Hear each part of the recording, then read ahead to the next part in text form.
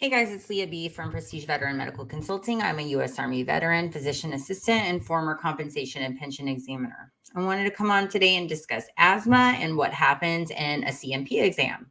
So I've done several videos on this, on what happens in a C&P exam, and sometimes I think veterans find it super helpful because it demystifies a little bit what happens in these exams. Although I don't think, I think it's pretty transparent what happens in these exams. It can just be super confusing because as lay individuals or people that just don't have a lot of experience in this, veterans just get overwhelmed with the process, right? But I think VA does a really great job of just explaining and sending packets of information to explain where the exam is going to be, who it's going to be with, and what is going to be discussed. Generally, they are going to send a DBQ. At least they did whenever I was having exams for myself as a veteran. I received those packets in the mail. I don't know if they're still sending those, the actual DBQs. But you can also please up on VA.gov, right? So I'm going to talk a little bit more about those and show you one so you can understand and kind of look at what kind of questions you're going to be asked when you go to that exam, so you're not caught off guard, right?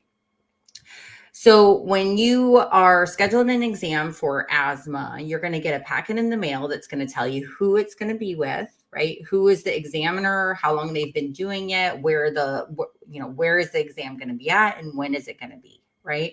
So it's going to be with a doctor, a nurse practitioner, a PA. Usually if it's with a doctor, it's probably going to tell you what their specialty is, whether it's pulmonology, family practice, or whatever it is. Okay. So let's go ahead and pull up. I'm going to show you guys that actual DBQ so you can see what it looks like and what questions they're going to ask you. Okay. So hang on one second.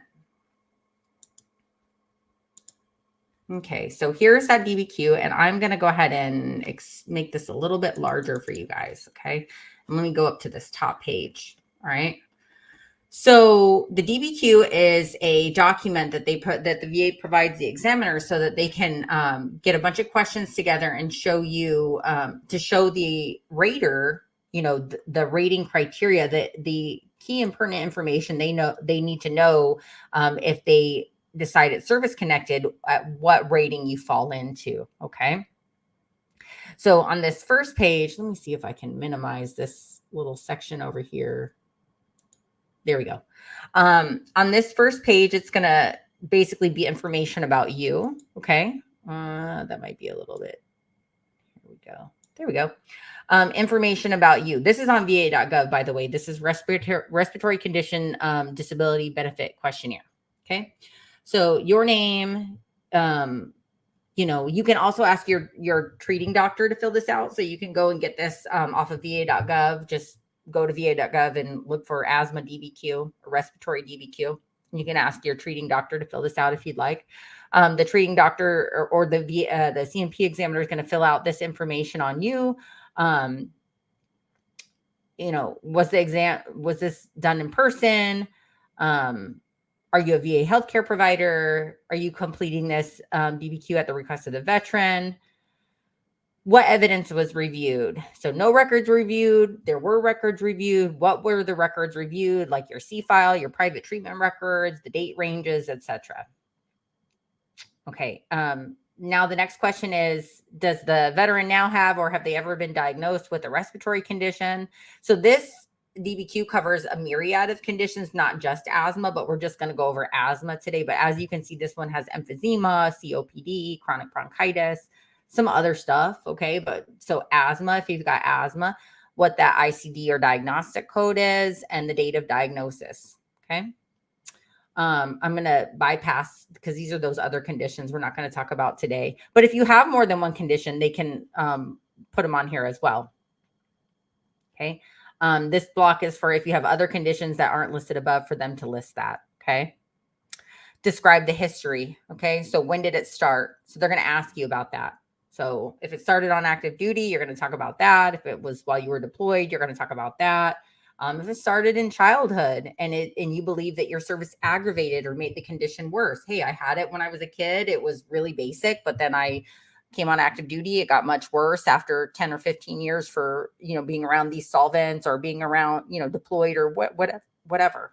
Okay. Whatever your history is. Then they're going to ask you about your medication use. Okay. Does it require you to use oral or parenteral corticosteroid medications? Okay. Yes or no? Right. So this is not inhaled. Okay. This is oral or like IV types of systemic medications. Okay. Yes or no, and then how often, right? Does the veteran's respiratory condition require the use of inhaled medications? Okay, so yes or no. So, like a lot of you guys are probably using, if you have asthma, a rescue inhaler, right? So, inhaled bronchodilator therapy, inhaled anti inflammatory medication, other inhaled medications, right? So, whether you're using Advair or you're using albuterol, whatever you're using, yes or no. And then they're going to put what it is, are using it intermittently or daily, okay?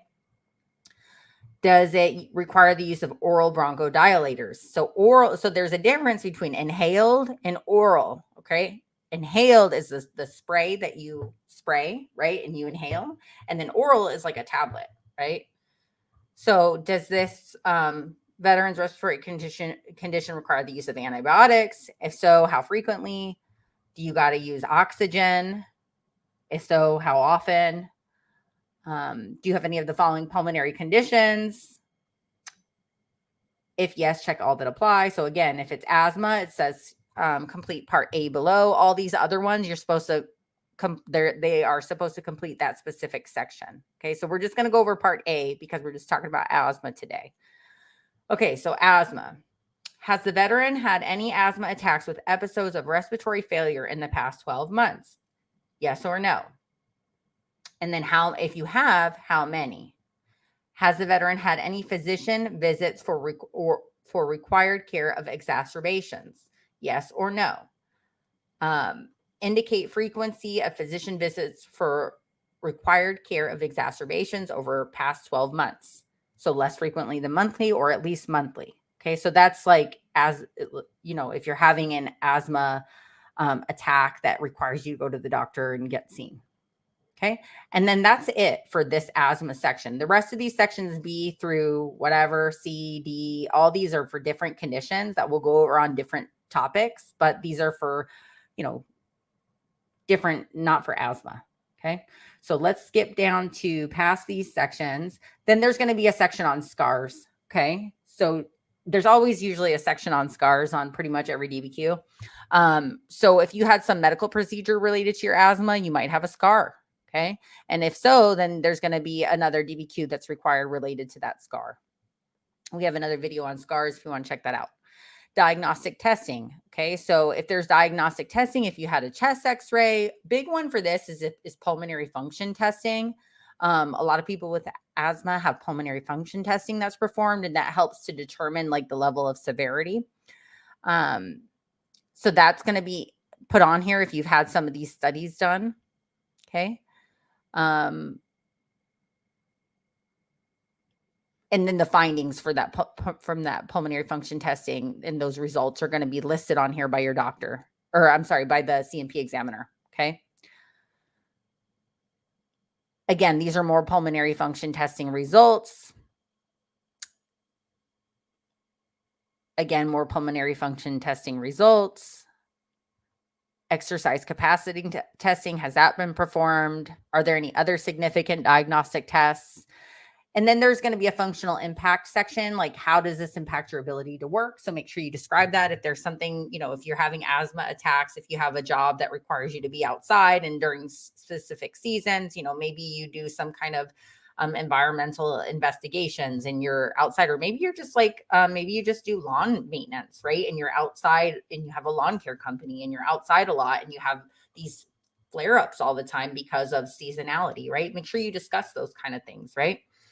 And then they're going to write any additional remarks and then they're going to sign it. And that's pretty much it. So let me jump back off of this screen. Okay. So I hope that was helpful, you guys, for you to understand, what happens at an asthma C&P exam. So maybe you can kind of have some of those thoughts in your head, especially about like when did it start and how it might impact your you in the workplace, because those questions are probably going to be asked. So I hope you guys enjoyed this, and please let me know if you have any other questions. I have some other videos on asthma that you may find helpful. And thanks for watching. All right, see ya.